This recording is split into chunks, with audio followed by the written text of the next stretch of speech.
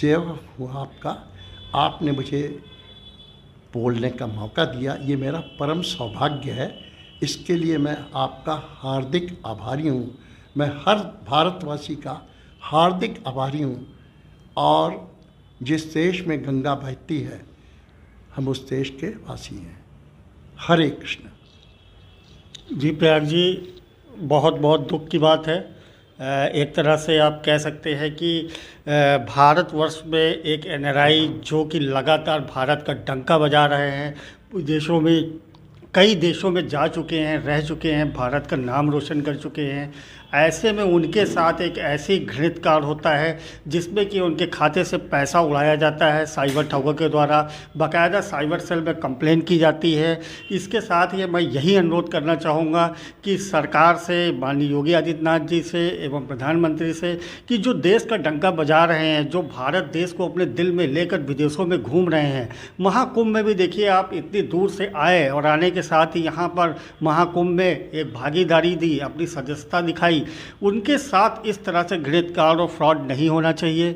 अगर इनके साथ इस तरह का फ्रॉड जो हुआ है उस पर उचित कार्रवाई होनी चाहिए। साथ ही साथ साइबर सेल के द्वारा, या अगर साइबर सेल के द्वारा या फिर जो उच्च अधिकारी हैं, इसको संज्ञान में लें। संज्ञान में लेने के साथ ही तुरंत कार्रवाई करते हुए जो इनके बुढ़ापे की कमाई है, जिस तरह से प्रयाग जी ने बताया कि एक तरह से बुढ़ापे की कमाई है, जो कि पूरा जीवन अपना उन्होंने देश के लिए समर्पित किया, देश के बारे में ही सोचते रहे, विदेश में रहकर भी देश का ही मान बढ़ाते रहे। अगर उनके साथ देश में आने पर, अपने देश, अपने प्रयागराज में आने पर इस तरह से उनके साथ फ्रॉड होगा तो वाकई में ये बहुत ही दुख की बात है, निंदनीय बात है, हम लोगों के लिए शर्म की बात है।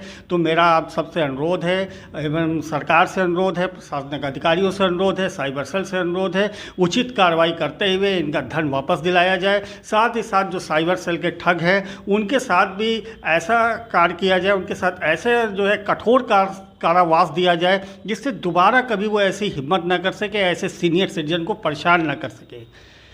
अब आने वाले समय में देखना होगा कि सरकार किस तरह से कार्रवाई करती है, प्रयाग जी का जो धन है वो वापस कैसे मिलता है, और क्या वाकई में जो साइबर ठग हैं उनके ऊपर कार्रवाई होती है कि नहीं। फिलहाल मैं प्रयाग जी आपको आश्वासन दिलाता हूं कि निश्चित रूप से हमारी सरकार सक्षम है, हमारा साइबर सेल सक्षम है।